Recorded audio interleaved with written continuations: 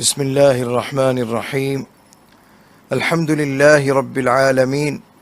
والصلاة والسلام على سيد الأنبياء وخاتم النبيين سيدنا ونبينا وحبيبنا محمد وآله وأصحابه أجمعين۔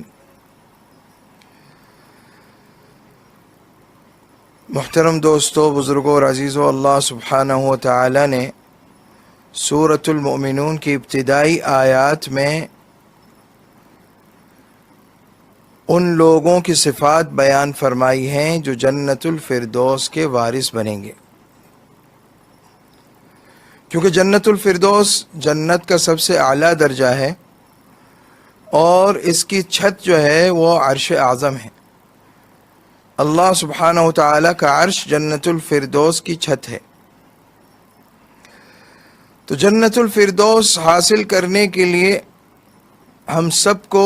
وہ صفات اپنے اندر پیدا کرنی ہوں گی جو اللہ سبحانہ و تعالیٰ نے ان آیات میں بیان فرمائی ہیں۔ تو میں پہلے وہ آیات تلاوت کرتا ہوں، پھر انشاءاللہ تعالیٰ ان کا ترجمہ و تفسیر بیان کروں گا۔ فرمایا اللہ سبحانہ و تعالیٰ نے، پہلے تلاوت سن لیجیے۔ اعوذ باللہ من الشیطان الرجیم، بسم اللہ الرحمن الرحیم۔ قد افلح المؤمنون الذین هم فی صلاتهم خاشعون والذین هم عن اللغو معرضون والذین هم للزکاة فاعلون والذین هم لفروجهم حافظون إلا على أزواجهم أو ما ملكت أيمانهم فإنهم غير ملومين فمن ابتغى وراء ذلك فأولئك هم العادون والذين هم لأماناتهم وعهدهم راعون والذين هم على صلواتهم يحافظون۔ اس میں اللہ سبحانہ و تعالی نے اس سورت کو یہاں سے شروع فرمایا، قد افلح المؤمنون، بے شک بالتحقیق بلا شبہ کامیاب ہو گئے ایمان والے، کیونکہ ایمان کے بغیر کوئی کامیابی تصور نہیں کی جا سکتی۔ جو شخص ایمان سے محروم ہے وہ کبھی بھی فلاح نہیں پا سکتا۔ تو ایمان کے بغیر کوئی فلاح حاصل نہیں ہو سکتی، اور یہاں پر فلاح سے مراد آخرت کی فلاح ہے جو دائمی اور ابدی ہوگی، کیونکہ آخرت کی کامیابی دائمی اور ابدی ہے۔ تو اس کامیابی کو حاصل کرنے کے لیے اور جنت الفردوس کے حصول کے لیے ہمیں کن صفات کی ضرورت ہے وہ ان آیات نے بیان فرمائی۔ تو فرمایا بلا شبہ بالتحقیق کامیاب ہو گئے وہ ایمان والے، الذین هم فی صلاتهم خاشعون، جو اپنی نمازوں میں خشوع کرنے والے ہیں۔ یعنی صرف یہی نہیں کہ وہ نماز پڑھتے ہیں بلکہ خشوع والی نماز پڑھتے ہیں۔ نماز میں ان کی توجہ اللہ سبحانہ و تعالیٰ کی طرف ہوتی ہے، اللہ سبحانہ و تعالیٰ کی عظمت اور کبریائی ان کے دل میں مستحضر ہوتی ہے۔ وہ ایسے نہیں ہے کہ ان کا جسم مسجد میں آ جائے اور ان کا دل بازار میں رہے، بلکہ وہ دل اور جسم دونوں کو لے کر اللہ کے سامنے کھڑے ہوتے ہیں، اور اللہ کی عظمت اور اللہ کی کبریائی ان کے خشوع کہتے ہیں کہ انسان کا جسم پرسکون ہو، اعضاء میں سکون ہو، سر سے پیر تک پرسکون ہو، اور دل اللہ تعالیٰ کی عظمت کی طرف متوجہ ہو، اللہ سبحانہ و تعالیٰ کی عظمت و کبریائی کا استحضار ہو، دل میں یہ یقین ہو کہ میں اللہ سبحانہ و تعالیٰ کے سامنے کھڑا ہوں اور مجھے ایک دن اللہ کے سامنے اسی طرح پیش ہونا ہے۔ اس وقت میرا حساب لیا جائے گا، اور اس وقت اللہ سبحانہ و تعالی مجھے میرے اعمال کی جزا دے گا۔ اب یہ یاد رکھیے کہ جس شخص کے جتنا زیادہ اس دنیا میں جس کا اللہ کے سامنے قیام اس دنیا میں جتنا اچھا ہوگا، قیامت کے دن اللہ کے سامنے اس کی پیشی اتنی ہی اچھی ہوگی۔ لہذا کوشش کریں کہ نماز آپ کی خشوع والی ہو، اور خشوع حاصل کرنے کے لیے دو چیزیں میں بتاتا ہوں۔ پہلی چیز یہ کہ اللہ سبحانہ و تعالیٰ کی عظمت کا استحضار ہو۔ دوسرے یہ کہ جو کچھ نماز میں پڑھیں اس کے معنی اور اس کے ترجمے کو سمجھ کر پڑھیں، اور جو کچھ امام قرات کرے اس کی طرف کامل توجہ کے ساتھ سنیں اس کی قرات کو۔ اسی طرح رکوع اور سجود کے جو اذکار ہیں انہیں نہایت اطمینان کے ساتھ پڑھیں اور توجہ کے ساتھ پڑھیں، معنی پر غور کرتے ہوئے پڑھیں۔ جب آپ کہتے ہیں سبحان ربی العظیم تو آپ کے دل میں اس کے معنی کا استحضار ہونا چاہیے کہ پاک ہے میرا رب جو سب سے بڑھ کر عظمت والا ہے۔ اور جب آپ سجدے میں کہتے ہیں سبحان ربی الاعلی تو آپ کے دل میں استحضار ہونا چاہیے کہ میرا رب سب سے بلند و بالا ہے، میرے رب کی شان سب سے اعلیٰ ہے، اور میں اس رب کو سجدہ کر رہا ہوں جو سب سے اعلیٰ، سبحان ربی الاعلی۔ اور پھر ہر اسی طرح تمام ارکان میں آپ التحیات جو پڑھتے ہیں تشہد، اس کے بھی معنی آپ کو معلوم ہونے چاہیے۔ جس شخص کو اس کے معنی معلوم نہیں ہے تو وہ پڑھے، سیکھے اور یاد کرے، کیونکہ یہ زندگی دوبارہ نہیں ملے گی۔ جو کچھ کرنا ہے اسی زندگی میں کرنا ہے، تو اسی زندگی میں اپنی فکر کرنی ہے، اپنی نمازوں کو خشوع والا بنانا ہے، دوبارہ زندگی نہیں ملے گی۔ دوسرے یہ کہ اطمینان، رکوع اور سجود میں اطمینان، تین دفعہ پڑھنے کے بجائے 5 یا 7 مرتبہ آپ تسبیحات پڑھیں تو آپ کی نماز میں اطمینان اور خشوع آ جائے گا۔ اور اس کے علاوہ پھر اگلی صفت بیان فرمائی کہ والذین هم عن اللغو معرضون، کہ وہ لوگ لغو باتوں سے اعراض کرنے والے ہیں، ان کا کلام جو ہے وہ لغویات پر مشتمل نہیں، ان کے اعمال بھی لغویات سے خالی ہیں، ان کے افعال و اعمال میں بھی لغویات نہیں ہیں، اور ان کے کلام میں بھی لغویات نہیں ہیں، کیونکہ لغو باتوں سے جو بچتا ہے اس کو دل کا نور حاصل ہوتا ہے، اور پھر اس کی نماز میں بھی خشوع آتا ہے۔ پھر فرمایا والذین هم للزکاة فاعلون، یہ وہ لوگ ہیں جو پابندی سے زکوٰۃ ادا کرنے والے ہیں، زکوٰۃ کی ادائیگی میں کبھی یہ پس و پیش نہیں کرتے۔ حقیقت تو یہ ہے کہ جو مال ہمارے پاس ہے یہ پورا کا پورا اللہ ہی کی ملکیت ہے، ہم خود اللہ کی ملکیت ہیں، ہم اللہ کے بندے ہیں۔ جو کچھ ہمیں عطا ہوا ہے یہ اللہ سبحانہ و تعالی نے ہمیں، یہ جو نعمتیں عطا فرمائی ہیں یہ تو پوری کی پوری اللہ ہی کی ہیں۔ اگر ہمیں یہ حکم ہوتا کہ اپنے پاس کچھ نہ رکھو تو بھی ہمیں اس پر عمل کرنا ہوتا، لیکن اللہ سبحانہ و تعالی نے فرمایا کہ صرف 2.5% اپنے مال کا 2.5% تم اللہ کی راہ میں خرچ کرو، زکوٰۃ دے دو، اور اپنے جیسے انسانوں کو دے دو، اپنے جیسے انسانوں کو دے دو۔ اور غریبوں کی بھی آزمائش ہے کہ وہ کس حد تک صبر کرتے ہیں، کس حد تک قناعت کرتے ہیں۔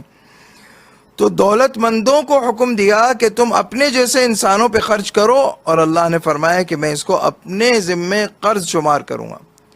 تم خرچ تو کر رہے ہو اپنے جیسے انسانوں پر، لیکن اللہ سبحانہ و تعالیٰ کا کرم دیکھیے، فرمایا یہ قرض ہے میرے ذمے، اقرض اللہ قرضا حسنا، فرمایا کہ یہ بس سمجھ لو تم نے مجھے قرض دے دیا، اور ایسے شخص کو قرض، تم نے ایسی ذات کو قرض دیا ہے جو غیر ظلوم ولا عدوم، جو نہ ظلم کرے گا اور نہ اس کے پاس کوئی کمی ہے، اس کے خزانہ رحمت میں کبھی بھی کمی نہیں آ سکتی۔ اس کے خزانے کبھی بھی خالی نہیں ہو سکتے، نہ ان میں کبھی کوئی کمی آ سکتی ہے۔ تو وہ تمہیں اتنا دے گا، اتنا دے گا، دنیا میں بھی تمہارے مال کی حفاظت ہوگی اس زکوٰۃ کے دینے کی برکت سے، اور آخرت میں بھی اللہ سبحانہ و تعالیٰ اس کا اجر اتنا زیادہ بڑھا چڑھا کر عطا فرمائے گا کہ حدیث نبوی میں آیا ہے کہ کوئی شخص، کوئی غریب انسان ایک کھجور بھی صدقہ کرتا ہے، اس کے پاس اور کچھ نہیں، اس نے ایک کھجور ہی صدقہ کر دی، فرمایا فَإِنَّ اللَّهَ تَعَالَى يَتَقَبَّلُهَا بِيَمِينِهِ، اللہ سبحانہ و تعالیٰ اس کو قبول فرماتا ہے اور اس کے ثواب کو بڑھاتا رہتا ہے، بڑھاتا رہتا ہے، یہاں تک کہ جب میدان آخرت میں یہ بندہ پہنچے گا تو فرمایا کہ اس کھجور کے ثواب کو پہاڑ کے برابر پائے گا، ایک کھجور کا ثواب پہاڑ کے برابر۔ تو صدقہ بھی، نفلی صدقہ بھی کرتے رہنا چاہیے۔ رسول اللہ صلی اللہ علیہ وسلم نے فرمایا بادروا بالصدقہ فإن البلاء لا يتخطاها، صدقہ دینے میں جلدی کرو، صدقہ دیتے رہا کرو، کیونکہ مصیبت اور تکلیف صدقے کو پھلانگ کر نہیں آ سکتی، یعنی صدقہ دیوار بن جاتا ہے تکلیفوں کے لیے اور پریشانیوں کے لیے، صدقہ جو ہے دیوار بن جاتا ہے، اور ایسی مضبوط دیوار کہ مصیبت اس کو پھلانگ کر نہیں آ سکتی، لہذا صدقہ دیتے رہنے کا معمول ہمیشہ رہے۔ بادروا بالصدقہ۔ تو فرمایا والذین هم للزکاة فاعلون، پھر آگے فرمایا والذین هم لفروجهم حافظون، یہ وہ لوگ ہیں جو اپنی شرمگاہوں کی حفاظت کرنے والے ہیں، یعنی پاک دامن رہنے والے ہیں۔ جو پاک دامن رہنے والے لوگ ہیں